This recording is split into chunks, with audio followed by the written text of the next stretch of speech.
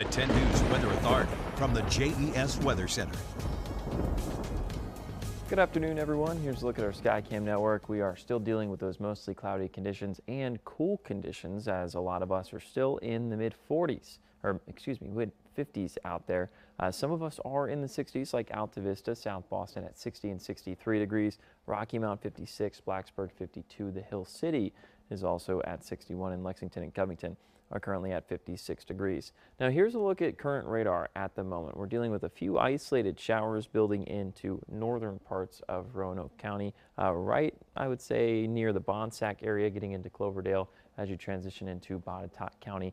That's really where we're only seeing some of the rain showers at this time.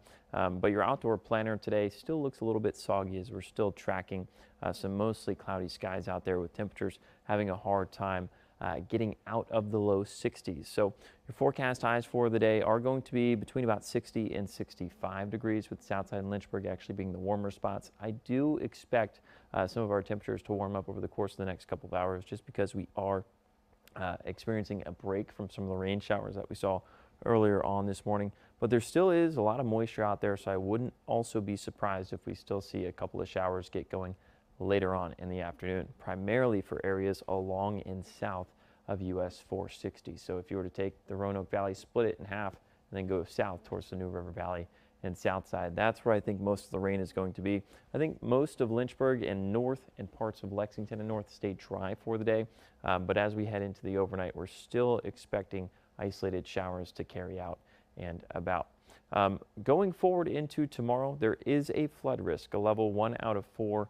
Marginal risk is in place for all of Southwest and Central Virginia. That's because we're expecting some pretty significant rainfall once we wake up on our Tuesday morning. You see scattered rain built about. Now this is going to be mostly light rain, similar to what we saw for the day, but it's going to be more consistent and more persistent. All right, here's a look at noon. If you're planning on maybe going outside for lunch tomorrow, not really the best idea, as we're still going to be dealing with those rain showers. If you got any sort of errands to run, if you're going to and from work in the afternoon and in the morning, go ahead and pack the rain gear as you're likely going to need it. And then once we get into the overnight Tuesday, a more heavy rain starts to build in from the west and starts to move in towards the east. So how much rain are we expecting just on our Tuesday alone? Well, anywhere from about 1/4 of an inch in some areas all the way up to the potential 0.9 inches. So some areas will likely see 1 inch to 1.5 inches of rain over the next 24 to 48 hours or so.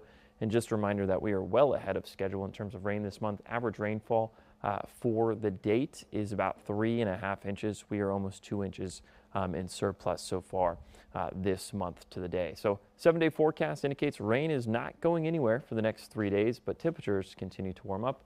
Once we get into Thursday, we're back in the upper 70s.